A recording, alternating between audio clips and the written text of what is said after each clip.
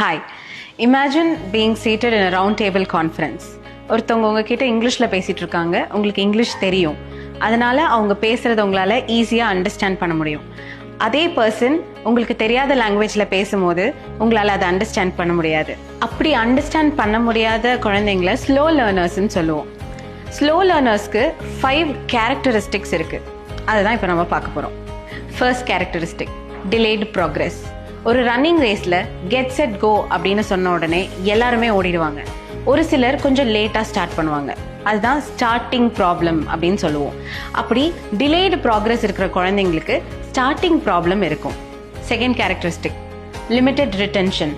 ஒரு பலூன் ஃபுல்லாக வாட்டர் இருந்துச்சுன்னா அந்த பலூன் லீக் ஆகி அந்த வாட்டர் எல்லாம் வெளியில் போய் அந்த பலூன் எம்டி ஆகிடும். அதே மாதிரி தான் இந்த குழந்தைங்களால நிறைய இன்ஃபர்மேஷனை ரீடெயின் பண்ண முடியாது.